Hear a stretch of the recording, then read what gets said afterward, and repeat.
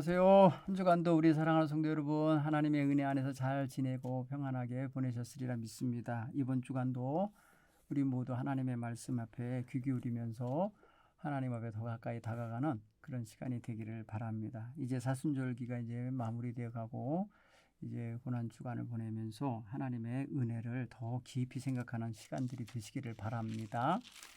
오늘은 사무엘하 6장에 나오는 이스라엘 백성들의 가장 귀한 성물인 하나님의 법궤를 다윗의 성으로 옮겨오는 과정에 대한 이야기를 함께 나누면서 하나님이 이제 다윗에게 어떻게 말씀하시는지 볼 수 있는 그런 기회가 되기를 바랍니다.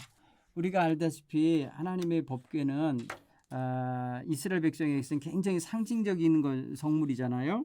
하나님이 함께한다, 임재에 동행하신다고 하는 표잖아요. 그렇기 때문에 이스라엘 백성들은 하나님의 법궤가 있는 곳을 성소라 칭하고 그곳을 찾아가서 하나님께 제사하고 하나님께 예배하며 기도하는 그런 자리로 삼았었잖아요. 그렇게 보면은 다윗은 그 지방 성소에 있었던 하나님의 법궤를 왕이 사는 왕도로 옮겨서 중앙 집권적 정치를 함과 동시에 성소를 중앙 집중적 그런 성소로 만들고 싶어 하는 거예요. 그래서 바알레유다라고 하는 지역에 있었던 하나님의 법궤를 옮겨올 계획을 세워서 추진하는 것을 보게 됩니다. 한번 사무엘하 6장 1절로 19절에 들어있는 이야기를 먼저 좀 읽어보도록 하겠습니다. 다윗이 이스라엘에서 뽑은 무리 3만 명을 다시 모으고 다윗이 일어나 자기와 함께 있는 모든 사람과 더불어 바알레 유다로 가서 거기서 하나님의 궤를 메어 오려 하니 그 궤는 그룹들 사이에서 좌정하신 만군의 여호와의 이름으로 불리는 것이라. 그들이 하나님의 궤를 새 수레에 싣고 산에 있는 아비나답의 집에서 나오는데 아비나답의 아들 우사와 아이호가 그 새 수레를 모으니라. 그들이 산에 있는 아비나답의 집에서 하나님의 궤를 싣고 나올 때에 아이호는 궤 앞에서 가고 다윗과 이스라엘 온 족속은 잣나무로 만든 여러 가지 악기와 수금, 비파와 소고와 양금과 제금으로 여호와 앞에서 연주하더라. 그들이 나곤의 타작마당에 이르러서는 소들이 뛰므로 우사가 손을 들어 하나님의 궤를 붙들었더니 여호와 하나님이 우사가 잘못함으로 말미암아 진노하사 그를 그곳에서 치시니 그가 거기 하나님의 궤 곁에서 죽으니라. 여호와께서 우사를 치심으로 다윗이 분하여 그곳 이름을 베레스 우사라 부르니 그 이름이 오늘날까지 이르니라. 다윗이 그날에 여호와를 두려워하여 이르되 여호와의 궤가 어찌 내게로 오리요 하고 다윗이 여호와의 궤를 옮겨 다윗성 자기에게로 메어가기를 즐겨하지 아니하고 가드 사람 오베데돔의 집으로 메어간지라. 여호와의 궤가 가드 사람 오벳에돔의 집에 석 달을 있었는데 여호와께서 오벳에돔과 그의 온 집에 복을 주시니라. 어떤 사람이 다윗 왕에게 아뢰어 이르되 여호와께서 하나님의 궤로 말미암아 오벳에돔의 집과 그의 모든 소유에 복을 주셨단지라. 다윗이 가서 하나님의 궤를 기쁨으로 메고 오벳에돔의 집에서 다윗성으로 올라갈새 여호와의 궤를 맨 사람이 6걸음을 가매 다윗이 소와 살찐 송아지로 제사를 드리고 다윗이 여호와 앞에 힘을 다하여 춤을 추는데 그때에 다윗이 배 에봇을 입었더라. 다윗과 온 이스라엘 족속이 즐거이 환호하며 나팔을 불고 여호와의 궤를 메어오니라. 여호와의 궤가 다윗성으로 들어올 때에 사울의 딸 미갈이 창으로 내려다보다가 다윗 왕이 여호와 앞에서 뛰놀며 춤추는 것을 보고 심중에 그를 업신여기니라. 여호와의 궤를 메고 들어가서 다윗이 그것을 위하여 친 장막 가운데 준비한 자리에 그것을 두매 다윗이 번제와 화목제를 여호와 앞에 드리니라. 다윗이 번제와 화목제를 드리기를 마치고 만군의 여호와의 이름으로 백성에게 축복하고 모든 백성 곧 온 이스라엘 무리에게 남녀를 막론하고 떡 한 개와 고기 한 조각과 곰포도 한 덩이씩 나누어 주매 모든 백성이 각기 자기 집으로 돌아가니라. 아멘. 여러분 다윗의 그 치세 속에서 이루어지는 특별한 사항들이 있는데 그 가운데 다윗의 왕도를 예루살렘에 있는 다윗성이라고 하는 여부수 족속의 성을 탈취하고 뺏어서 그것을 정복하고 그 땅을 다윗성이라 이름 짓고 거기를 왕궁 삼았잖아요. 이제는 뭐랄까요, 지방 성소로 있었던 바알레 유다라고 한 곳에 있었던 법궤를 자신이 모셔오기 위하여 지금 백성들을 동원해서 간 거예요. 근데 오늘 성경 보면은 이스라엘에서 뽑은 무리 3만 명을 데리고 갔다고 성경은 말하고 있어요. 아니, 하나님의 법궤를 메는데 3만 명의 군대를 동원하듯이 갔으니 이게 얼마나 굉장히 뭐랄까요, 위세를 떠는 모습입니까? 그죠? 그리고 방법이 뭐냐면은 이거는 하나님의 교회는 어깨에 거룩한 제사장들로 하여금 메고 오게 해야 되는 건데 새 수레로 만들어서 소가 끌고 오는 짐짝처럼 갖고 오는 거예요. 이러니까 그 소가 말이에요. 낙원의 타작마당쯤에 왔을 때에 뭔 이유인지 벌쩍벌쩍 뛴 거예요. 그래갖고 이 수레가 끼우는 바람에 거기에 실려있던 법궤가 떨어지게 생겼어요. 그러니까 우사가 엉겹결에 손을 대서 그를 붙잡았는데 그만 죽었어요.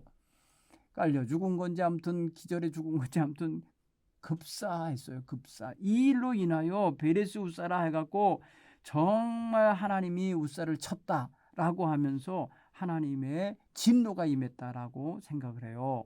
그렇죠? 오늘 성경 7절에 그렇게 말해요. 하나님의 우사의 잘못함으로 말미암아 진노하사 그래서 잘못함으로 말미암아 하나님의 법궤를 손댈 수 없는 거거든요. 함부로 평민이 그것도 이방인이나 아니면은 그것과 관련 없는 사람들이 만지면 이건 당연히인 거예요.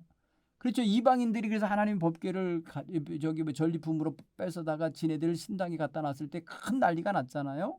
그것처럼 이 일반 백성이 말이야 하나님의 법궤를 다뤄야 될 제사장도 아닌 사람들이 함부로 손을 댔으니 하나님의 진노가 임했다는 거예요. 그래서 여호와 하나님의 궤를 가져올 수가 없는 형편이 됐어요.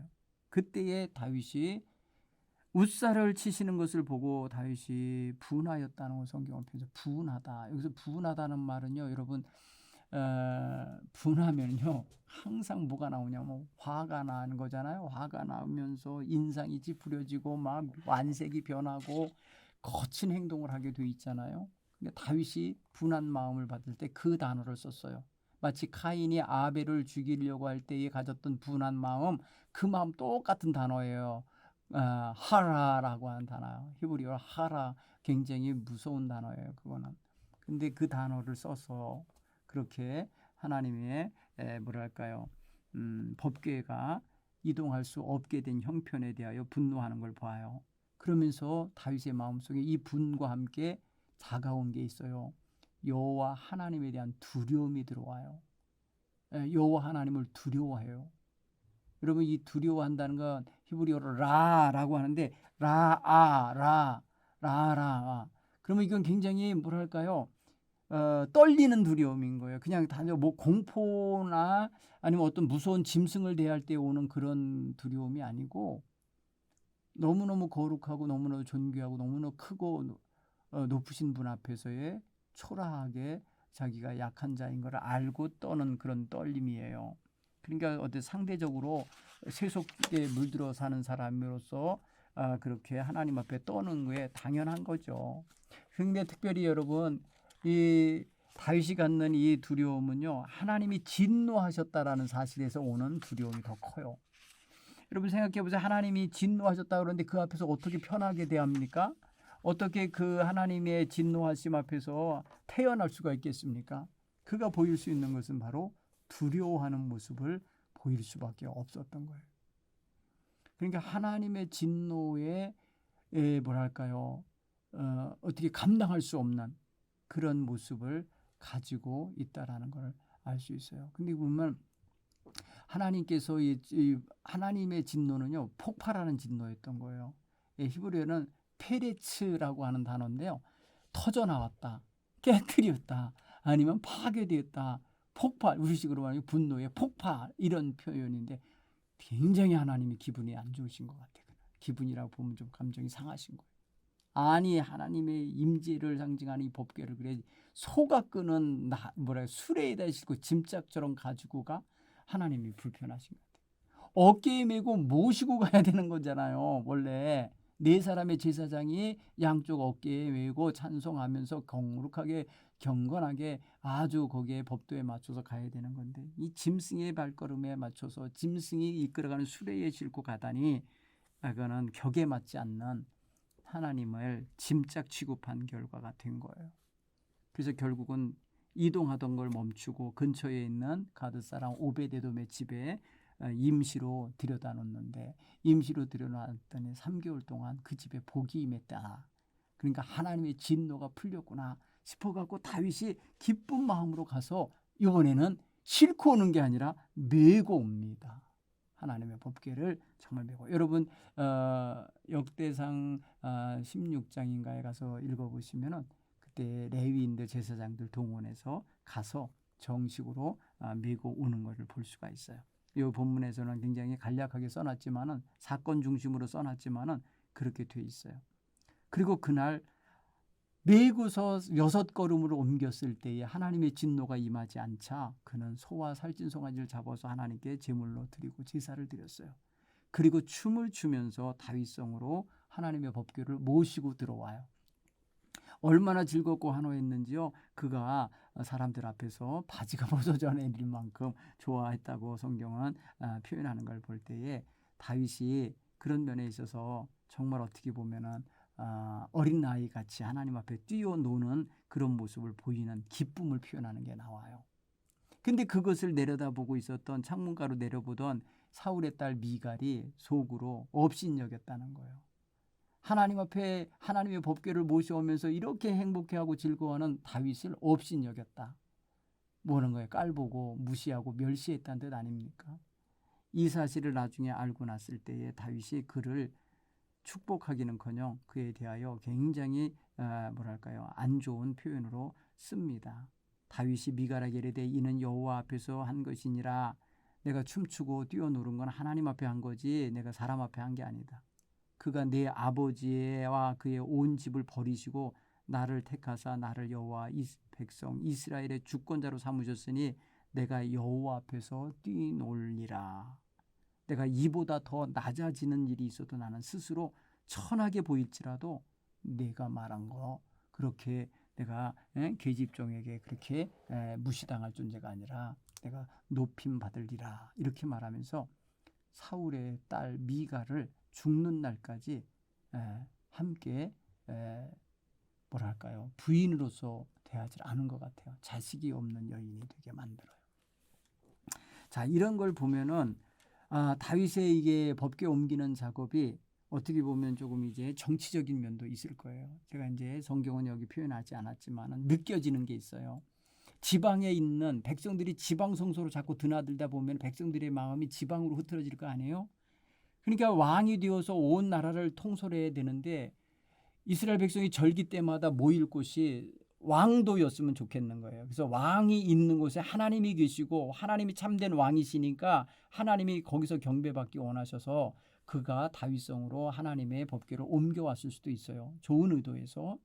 근데 조금 색깔 있는 정치적 의도로 본다 그러면 이렇게 해갖고 백성들의 마음을 왕에게 집중시켜야 되겠다 하는 정치적인 그런 어떤 복선이 깔려 있을 수도 있겠죠. 어떻게 보든 간에 지금 다윗의 의도는 백성들을 중앙으로 모이게 집결하게 하는 중앙 성소를 확대하고 싶은 마음이 있었던 게 분명해요.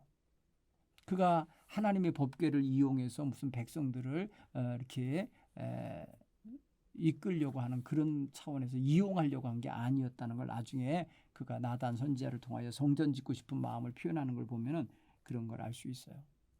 자, 그리고 백성들 입장에서도 다윗이 왕이 되어서 왕도인 예루살렘을 확보하고 있는데 거기에 여호와의 궤까지 거기에 모셔지면은 예루살렘으로 와지는 게 일석이조죠. 하나님께도 예배하고 왕에게도 가까이 갈 수 있는 기회가 되니까요.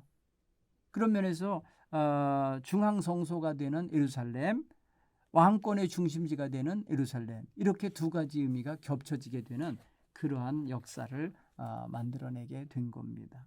자, 오늘 여기서 보면서 우리가 함께 좀 생각한다면 다윗은 왕이 되어서 외교적으로 나라를 잘 안정시키고 번영시켜 갔습니다. 그렇죠? 그는요 터치를 할 때는 잘 터치를 해줍니다. 길르앗 야베스 족속 같은 사람들 다 포용하면서 칭찬해주고 격려합니다. 나아가서 이웃 나라들 잘 다스립니다. 그죠? 블레셋 군대 착 누릅니다. 그러면 적들이 없어지면 내 나라 백성들이 편안해지고 나라가 안정을 찾게 되고 경제가 번영하게 됩니다. 그러면 전쟁을 하면 굉장히 많은 경제적 손실이 생기거든요. 근데 전쟁이 없어지면 적들이 쳐들어와서 뺏어가는 일도 없고 파괴되는 일이 없으면 그만큼 내 나라 백성들이 잘 사는 거 아니겠어요? 그렇죠? 그렇게 되어가게 만들게 되는 것입니다. 다윗은 자기와 함께하는 사람들과 이제 의논을 해서 아마도 이 법궤를 모셔오려고 했었겠죠. 그래서 3만 명을 동원할 수 있는 힘도 생겼겠죠. 그들이 창칼을 차고 있었는지 모르지만 어쨌든 간에 군사 동원하듯이 정예 군병 3만 명을 소집한 거와 같은 거예요. 그러니까 어떻게 보면 이게 경건한 종교적 행위로서 이동이 돼야 되는데 군사적 작전처럼 한 거예요. 그러다 보니까 너무나도 쉽게 인간적으로 생각을 해서 행동한 것처럼 달구지, 소위 말해서 수레를 가지고 하려고 했던 것이 이 발상이 잘못된 거죠. 여기에 종교 지도자들과 조금이라도 의논을 했다면 정치 지도자나 군사 지도자들과 의논하는 게 아니라 종교 지도자들과 의논했다면 이런 실수는 하지 않았을 거예요. 그렇죠? 그런데 다윗은 굉장한 실수를 하게 되는 거예요. 이런 실수를 한 것과 이런 실수를 하게 유도하게 된 그 어떤 참모들에 대해서 화가 났을 수도 있고 굉장히 분해하는 걸 보면은 이유 있는 뭔가가 있는 거예요. 그래서 나중에 다윗의 마음을 우리가 만나보진 않았지만은 느낌이 와요. 자, 법궤를 어떻게 서로다가 운반할 생각을 하겠어요. 법궤는 제사장들이 운반해야 된다고 그랬잖아요. 수레에다 싣고 올 게 아니라 사람들이 어깨에 메고 와야 되는 거죠. 여러분 이거는요 마치 블레셋 군대가 이스라엘과 전쟁했을 때 엘리 시대 때죠. 그때 홈리와 비느하스가 가져갔던 법궤를 뺏어가서 행동한 게 뭐예요? 만군의 여호와 하나님을 말입니다. 자기네들의 어떤 그런 전쟁 노예품, 전리품으로 삼아서 블레셋 군대에 자기네의 그 우상 숭배하는 우상 신당에다 갖다 넣어놓잖아요. 이게 뭐예요? 물건 취급하는 거예요. 그러니까 하나님이 그들에게 심판 내리고 저주를 내리신 거잖아요. 예? 다 신들 다 부서지게 만들고 전염병 돌게 하고 두려움에 사로잡히게 하고 그들 모두 스스로 감당할 수 없어서 서로 밀고 밀다가 본래 있던 대로 돌려보내게 됐었잖아요. 그렇죠? 이게 베세메스 사건 아닙니까? 베세메스로 사람들을 보내는 사건. 그리고 그때 베세메스 사건에 또 마찬가지 또 뭐가 있었냐면 그게 스스로 이제 사람들의 저기에 의하여 소들이 두 암소가 데리고 왔잖아요. 송아지 딸린 소가. 그래서 가지고 왔을 때에 그 열고 들여다본 자들이 있었어요. 그날 들여다본 자들 70여 명이 죽었잖아요. 그걸 보면은 똑같은 사건이 이번에도 만군의 여호와의 법궤 사건과 함께 벌어진 거죠. 자, 법궤 운반하는 도중에 웃사가 죽어야만 했던 것은 뭐냐면은 그가 실수로든지 뭐 의도를 가졌든지 아무튼 법궤에 손을 댄 것 때문에 하나님이 진노하셔서 죽었다는 거예요. 이 결과 사람들도 모두 당황했겠지만은 특히 그 당사자가 되는 다윗은요 두려웠어요. 여러분 이 두려움은 굉장히 큰 두려움입니다. 절대 하나님이 자기를 용납하지 않고 허용하지 않는다는 느낌이 드는 그런 두려움이었어요.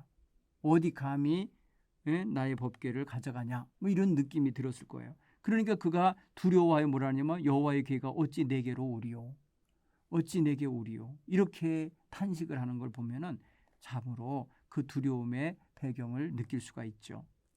그래서 다윗이 여호와의 궤를 다윗성으로 옮겨가기를 즐겨하지 않냐고 포기하잖아요. 포기하는 이 마음을 우리가 알 수가 있어요. 그리고 3개월 후에 다시 시도를 하는데 그때는 여호와 하나님이 기뻐하시는 방법, 율법이 정한 방법대로 행하게 돼요. 그래서 레위 사람들과 제사장들을 앞세워서 그들로 하여금 메어 오게 하고 있다는 거죠. 그 메어 오고 있을 때에 하나님이 진노하시지 아니하고 허용하신 것처럼 됐어요. 그죠? 아무 사고가 없이 무사히 다윗성에 가져다가 들여놓았으니까요. 그러니까 무사히 그 본래 준비된 자리에 갖다 놓으니까 너무 좋아서 다윗은 성대한 잔치를 베풀어요. 하나님께도 번제와 화목제를 드리고 그리고 백성들을 위해서도 잔치를 베풀어서 남녀노소를 가리지 않고 모두 떡덩이하고 또 고기 조각하고 그다음에 뭐예요? 건포도 한 송이씩을 다 나눠주고 선물해주고 돌려보내는 거 보세요. 그게 굉장히 즐거웠던 거죠. 그런데 왕이 이렇게 여호와 앞에서 정말 어린애처럼 뛰놀며 춤추며 기뻐할 때에 업신여긴 사람이 있었죠. 미갈이라는 여인이에요. 여러분 미갈의 마음엔 아주 그냥 지금 다윗에 대하여 원망이 서려 있겠죠.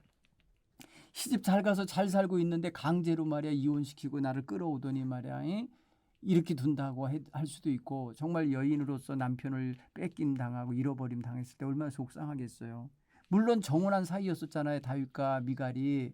그런데 아버지가 이 다윗을 미워하는 것 때문에 그만 그에게 온전한 이 결혼 예식을 해갖고 부부가 돼서 살게 하지 못하고 그만 다윗은 도망 다니고 자기는 딴 남자한테 시집 보냄을 받은 거 아닙니까? 미갈의 마음은 정말 불행하지요.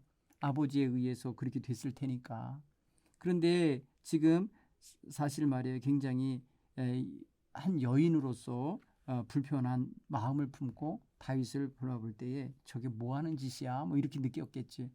예? 다윗의 아내이자 사울의 딸인 그가 멸시 없인 여기는 마음을 가졌다는데 그게 뭐에 대한 거냐면은 어떻게 몸이 드러나는 줄도 모르고 저렇게 바지가 흘러내리는지도 모르고 저렇게 춤을 출 수가 있냐 이러면서 뭐랄까 비난한 거거든요. 없인 여긴 거거든요. 그때 다윗이 자기 가족들을 축복하러 돌아왔을 때 미갈이 나와서 다윗을 맞으면서 이르되 이스라엘 왕이 오늘 어떻게 영화로우신지 방탕하는 자가 염치 없이 자기 몸을 드러내는 것 같처럼 오늘 그의 신복의 계집종의 눈앞에서 몸을 드러내셨도다 이렇게 표현했어요. 헐뜯었어요. 왜냐하면 바지가 흘러내렸던 모양이에요. 그러니까 하체가 드러나거나 말이에요. 이렇게 했던 거죠. 그랬더니 내가 이게 지금 사람 보라고 이런 게 아니라 여호와 앞에서 뛰놀리라. 하나님이 기뻐하시는 일이라면 이보다 더 낮은 자리로도 더 천한 모습일지라도 내가 보여드릴 거다. 이러면서 말하지만 그렇게 했을지라도 계집종이 나를 무시하지 못하고 눕혔을 것이다 하면서 이 여인에 대하여 책망하는 게 나와요. 자, 사랑하는 성도 여러분, 오늘 우리는 다윗의 심정을 한번 헤아려 보자. 그가요 왕 된 것도 기뻤겠죠. 전체 이스라엘의 왕 된 것도 기쁘지만은 지금 뭐가 또 기쁘냐면 여호와 하나님이 자기 곁으로 와주시는 게 너무 기쁜 거죠. 자기가 마련한 다윗성으로 거기가 성소가 되도록 만들려고 했었는데 그대로 되고 있으니까 너무 기뻤겠죠. 그러니까 그가요 한없이 뛰어놀면서 거기서 하나님 앞에서 그렇게 기뻐했을 거라는 거예요. 여러분 마음의 느낌이 오죠. 하나님도 인정하시고 하나님도 지금 기뻐하시고 하나님도 나와 함께 한 집에 사는 거 좋아하시는구나 이렇게 여기니까 좋지 않아요. 다윗성에 모셔드렸을 때에. 자, 법궤가 예루살렘에 입성할 때 모든 사람이 환영했다고 그랬어요. 그러나 다윗의 아내 미갈만은 다윗에게 정말 함께 축하해 주질 않고 불편한 시선을 보내고 업신여기는 마음을 품었죠. 자, 우리가 누군가가 기뻐해야 할 일이고 환영해야 되고 축하해 줄 일인데 불편하거나 그 기쁨을 함께 나누지 못하거나 축하해 주지 못한 경험이 있다면 그건 좀 자기에게 문제가 있다. 이렇게 생각하셔야 돼요. 여러분 종종 우리가 그런 일에 놓일 수 있어요. 내 일이 아닌 것처럼 생각할 수도 있고 나랑 상관없는 거라 여겨서 기뻐도 기뻐하지 않고 전혀 못 느낄 수 있어요. 근데 올해 여러분 우리가 함께 울고 함께 웃자 또 함께 웃고 함께 울자 이런 어떤 공감, 소통, 교류 이런 어떤 뭐랄까요 서로와 서로가 연대하고 있는 이런 아주 기본적인 정신을 우리가 함께 배가하려고 노력하고 있잖아요. 우리가 그런 걸 배양해야 합니다. 우리가 이게 미갈같이 불편한 마음을 갖고 있거나 무관심한 마음을 갖고 있거나 업신여기는 마음을 갖고 누군가를 대하고 있다면 다 죄를 짓는 거니까 다 버리고 회개해야 될 줄 압니다. 자, 다윗은 법궤를 이용하여 자신의 목적을 달성하려다가 우사를 잃어버리는 경험을 한 거예요. 사실은 정치적으로 이용하려고 했었을 수도 있어요. 그런데 돌아가서 멈춤 당하면서 3개월 동안 무슨 생각을 했겠어요? 그는 이게 뭐가 잘못된 건가 어째서 이런 일이 벌어졌을까 아마 돌아보는 시간이 있었을 것 같아요.